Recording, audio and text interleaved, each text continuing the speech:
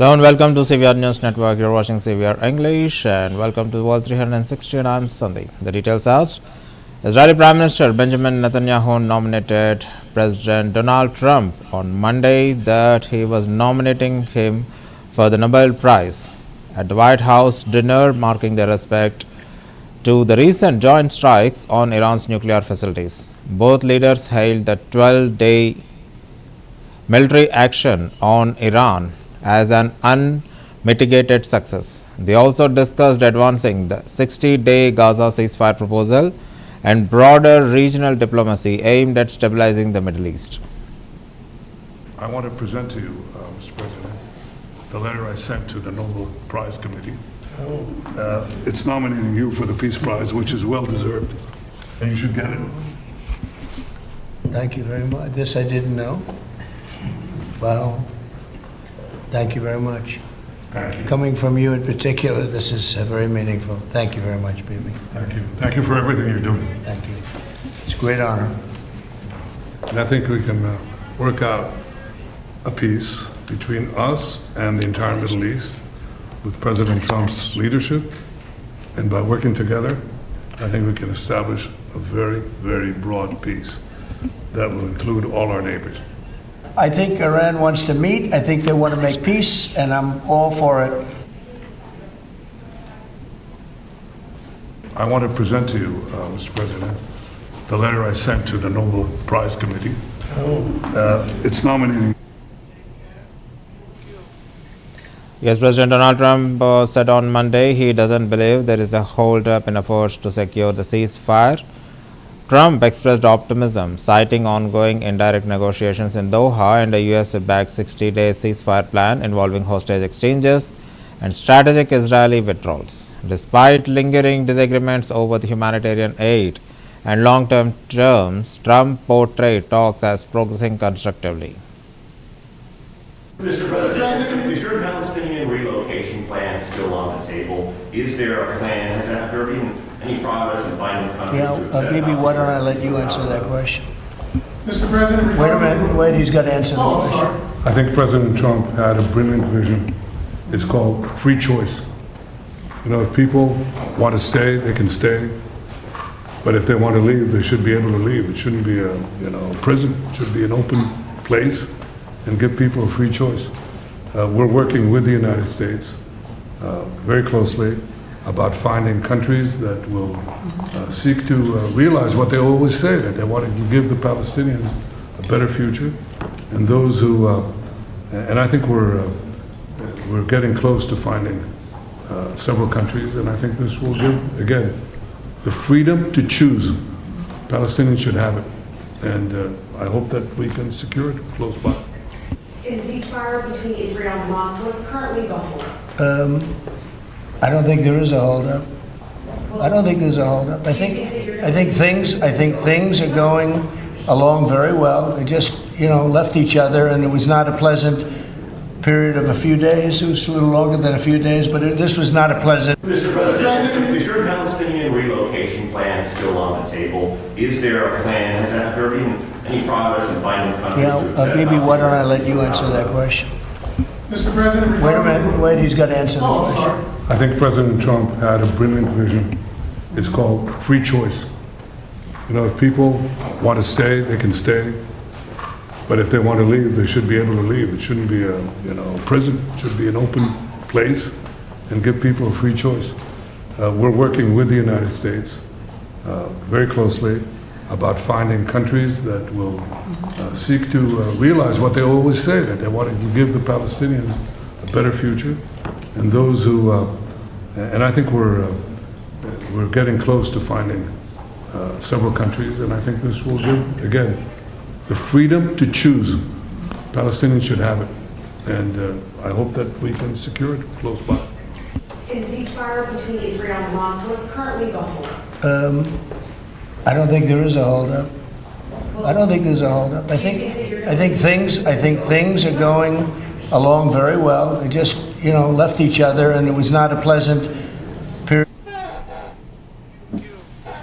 On Monday, about 90 California National Guard troops and dozens of federal immigration officers staged a brief demonstration of Air Force at Los Angeles MacArthur Park, dubbed the Ellis Island of the West Coast, parading in Humvees, tactical vehicles, horses, and armed personnel. The roughly hour-long operation, which yielded no known arrests, sparked outrage from the mayor Karen Bass and local leaders, who condemned it as an intimidation tactic targeting immigrant communities. Today, I was on my way to the press conference with the governor. While I was on the way, though, I got alerted that there was a ICE operation, military intervention, who knows, at MacArthur Park. I turned around, we went to the park. I could see a helicopter in the air. I think it was a Black Hawk helicopter. And I saw military tanks. It was the Custom and Border Patrol, and it might have been military on the periphery. To me, this is another example of the administration ratcheting up chaos by deploying what looked like a military operation in an American city. Now, you can spin it any way you like, but in my opinion, it's a political agenda of provoking fear and terror. Frankly, it is outrageous and un-American. Who were in the park today were children. It was their summer camp, their summer day camp. And I spoke to an 8-year-old. I never let on what was going on upstairs, but did this 8-year-old tell me that he was afraid of ICE? I think it's pretty dramatic that a child said to me that he was fearful of ICE. So what I saw in the park today looked like a city under siege, under armed occupation. I just think it's important that we continue to tell the truth to the American people. There was no protest. There was no disorder. Kenyan police on Monday deployed a tear gas and a water cannon to disperse anti-government protesters in Nairobi ahead of planned demonstrations commemorating the Sabasaba Day. Authorities blocked major roads into the hospital, shattering most businesses and restricting vehicles traffic. The protest driven by outrage over police brutality, graft, and the high cost of living, following the recent death of the blogger Albert Ojwang while in the custody. The security response was heavy but swift.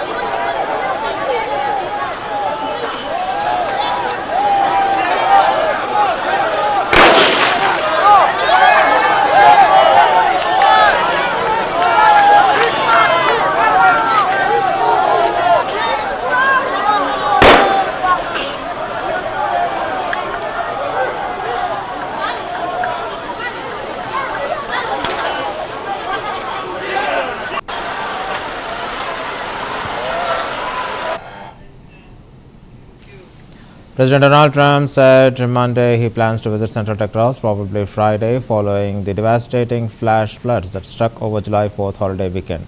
The floods, which Trump called a 100-year catastrophe, have killed at least 78 people, including many children, attending Camp Mystic. The entire communities in the Texas Hill Country were overwhelmed as rivers surged past their banks, damaging homes, roads, and utilities. Trump has approved a federal disaster declaration, activating FEMA assistance and mobilizing federal resources. State and local rescue teams continue searching for the missing while offering aid to displaced families facing enormous loss and hardship. Thank you very much. We've been in touch with Governor Abbott and very close to Governor Abbott and everybody in Texas. Kristi Noem has, as you know, been there. And we'll continue to be there. And we're working very close with representatives from Texas, and it's a horrible thing. Are you investigating whether some of the cuts to the federal government left key vacancies at the National Weather Service or in the emergency coordination? No, they did not. They did. I'll tell you, You look at that what a situation that all is, and that was really the Biden setup. That was not our setup, but I wouldn't blame Biden for it either. I would just say this is a 100-year catastrophe, and it's just so horrible to watch. Are you planning to visit Texas, Mr. President? Probably on Friday. We wanted to leave a little time. I would have done it today, but we'd just be in their way. Officials said on Monday the bodies of 27 children have been recovered in Kerr County during the search for the flood victims, with 10 campers and 1 counselor still missing from Camp Mystic, struck by weekend flash floods. At a news briefing, Texas Senator Ted Cruz described the tragedy as every parent's nightmare, emphasizing the pain and agony of not knowing your child's whereabouts. Recovery efforts continue amid mounting grief as the community mourns the losses. Joint search moves forward. As of 8:30 this morning, we've recovered 75 deceased bodies here in Kerr County, including 48 adults and 27 children. Of this 48 adults and 27 children, 15 adults and 9 children are pending identification. At present, there are 10 campers from Camp Mystic unaccounted for and 1 counselor. We continue to offer our condolences to those affected. Reuniting the families remain our top priority here on this operation. Please. Now, we're only focused on the Kerr County side, but we wanted to talk about that because for a linear from Hunt all the way to Comal County in a straight line distance is over 100 kilometers. This is a massive field that is happening. And again, this is unprecedented flood events. The children, the little girls who were lost at Camp Mystic. It's every parent's nightmare. Every mom and dad. Last week, we were picking up our daughter from camp here in Hunt. Our girls have gone to camp here for a decade. And I think this is not a time for partisan finger pointing and attacks. Now, after we come through search and rescue, after we come through the process of rebuilding, there will naturally be a period of retrospection where you look back and say, okay, what exactly transpired? What was the timeline? And what could have been done differently to prevent this loss of life? And that's a natural process. I think it should not happen in a bitter and partisan sense, but it should happen in a reasonable sense. White House Press Secretary Caroline Leavitt announced on Monday that President Trump will visit flood-devastated areas in Texas later this week, likely Friday. She described the disaster as a once-in-a-generation national emergency and urged residents to heed warnings. Leavitt bristled at suggestions that deep Trump-era cuts to federal services, including FEMA and the National Weather Service, hampered the response, calling such claims a depraved lie, and insisting that agencies did their job in issuing timely alerts. She blamed Democrats for politicizing the crisis and emphasizing that federal aid remains fully committed to Texas recovery. The situation on the ground remains dangerous, and there could be additional public safety threats with potential incoming heavy rain. So we encourage everyone in the area to remain vigilant, listen to all warnings, and respond accordingly. Unfortunately, in the wake of this once-in-a-generation natural disaster, we have seen many falsehoods pushed by Democrats such as Senator Chuck Schumer and some members of the media. Blaming President Trump for these floods is a depraved lie, and it serves no purpose during this time of national mourning. We know the National Weather Service provided early and consistent warnings. They gave out timely flash flood alerts. There were record-breaking lead times in the lead up to this catastrophe. There is ongoing flood monitoring, and these offices were well staffed. In fact, one of the offices was actually overstaffed. They had more people than they need. So any claim to the contrary is completely false, and it's just sad that people are pushing these lies. Is President Trump reconsidering his plan to phase out FEMA, given what officials have said is their critical role on the ground now in Texas? Look, the president wants to ensure American citizens always have what they need during times of need, whether that assistance comes from states or the federal government. That's a policy discussion that will continue.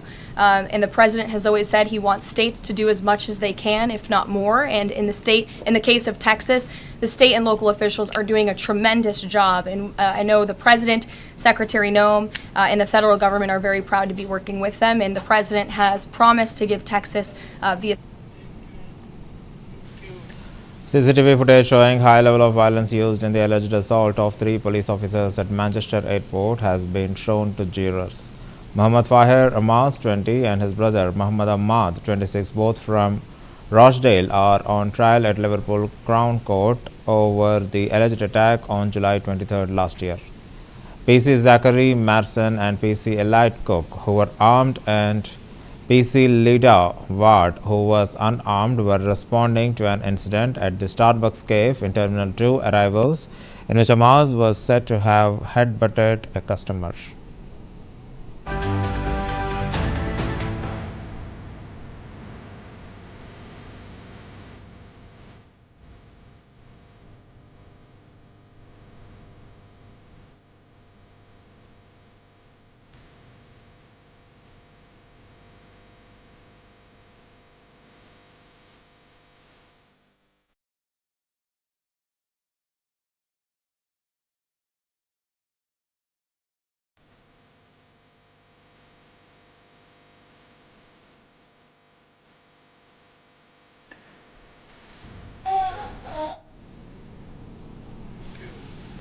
Japanese Prime Minister Shigeru Ishiba issued a strong response to President Trump's tariff letter, stating the current letter leaves tariffs effectively unchanged.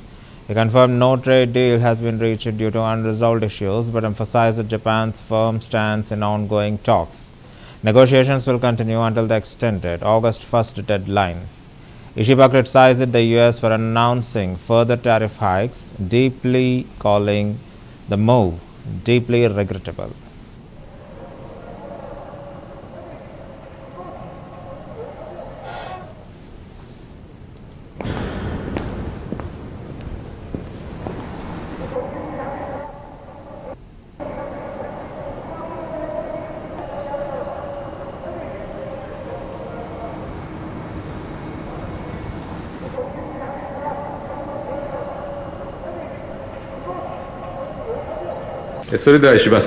At the current time, there are some points on which the United States and Japan cannot reach agreement, still remaining, and therefore no agreement has yet been made.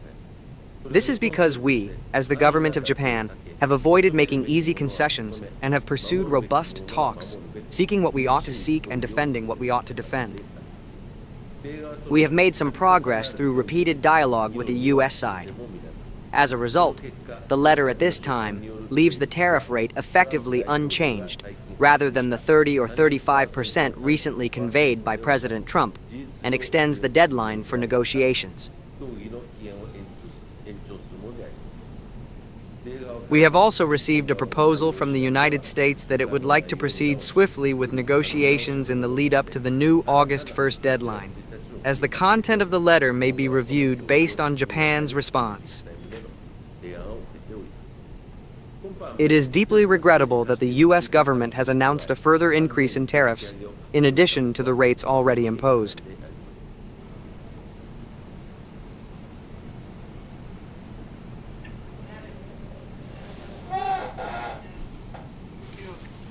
Brazilian President Luiz Inácio Lula da Silva said on Monday it was irresponsible for U.S. President Donald Trump to threaten countries with tariffs on social media, adding that other nations have the right to reciprocate.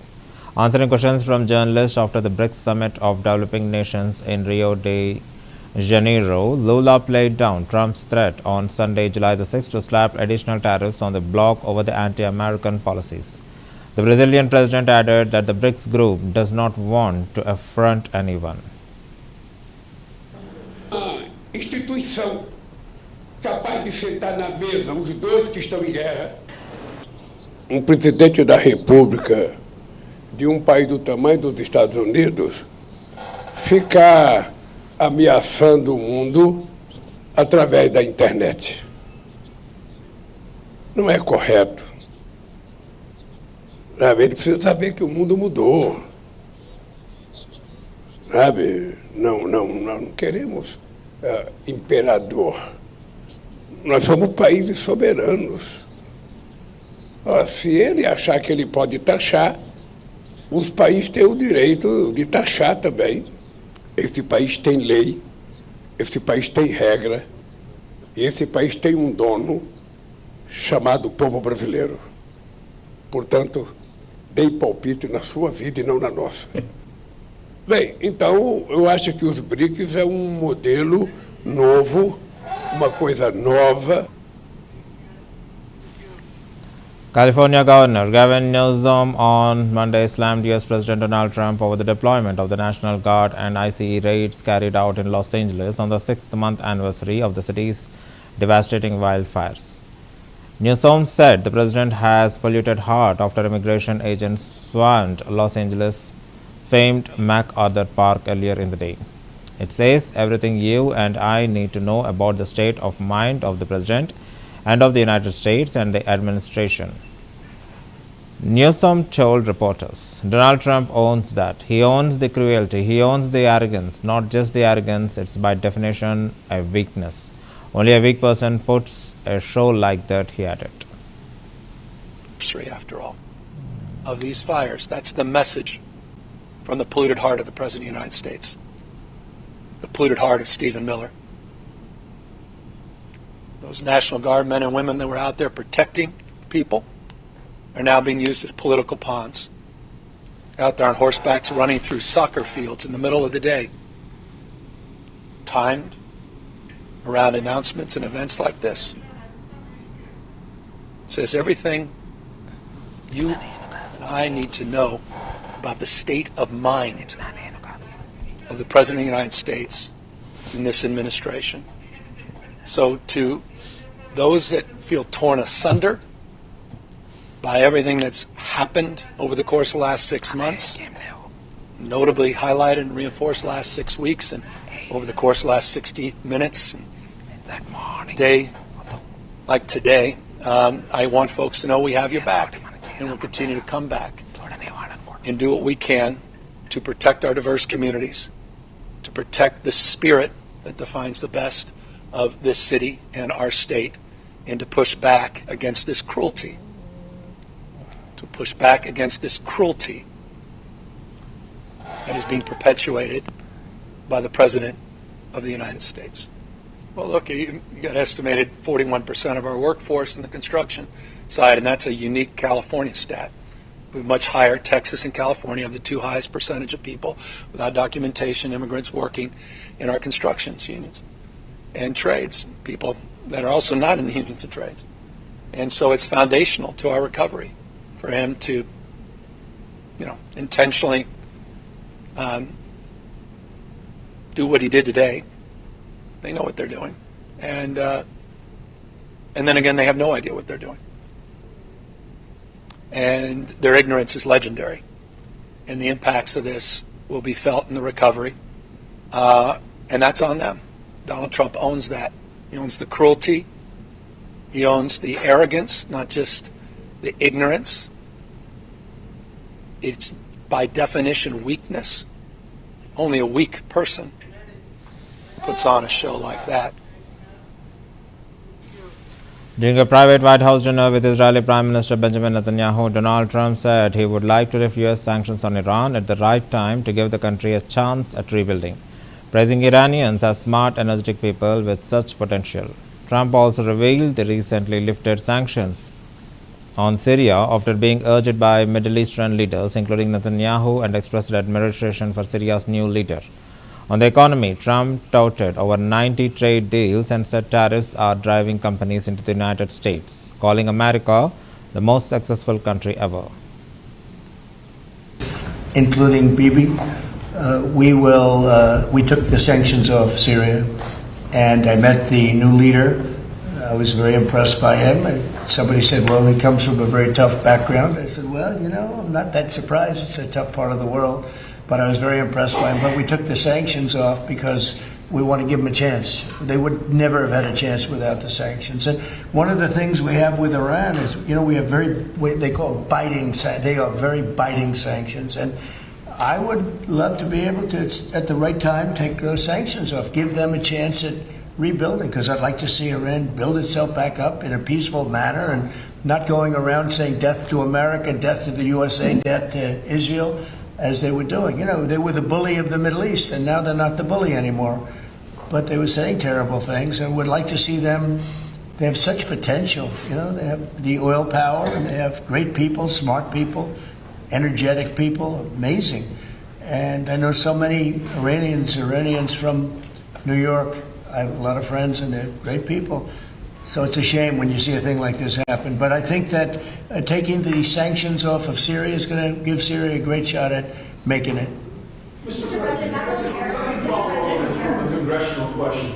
Are there any executive orders that you'd like to see Congress focus on when they come back in session? Do you have any that you prioritize to go first? Well, we've done a lot of them in the last, as you know, and I always say the great, big, beautiful bill. I add the word great. But it was the largest bill of its kind ever passed. We were talking about it before. It was beauty. But, you know, a lot of the things that we did, executive orders, have been codified in the legislation that we just had passed. And we're going to be sending in a lot more over the next period of about 2 months separately.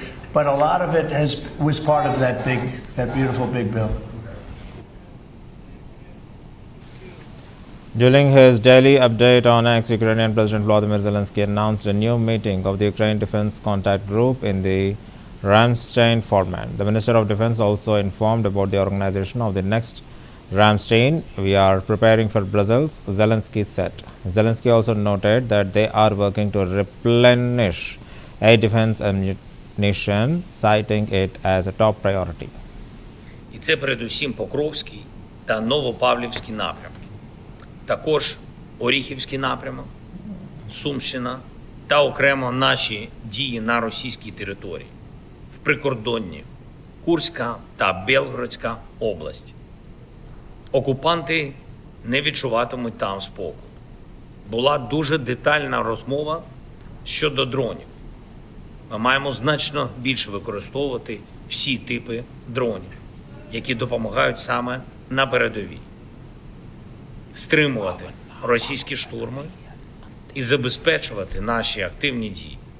Саме завдяки дронам, завдяки технологічним рішенням. Будемо більше. Вдячний всім, хто розвиває цей напрямок, хто розробляє відповідні рішення. Продовжуємо роботу. And that's the end of the bulletin. Keep watching CVR News English.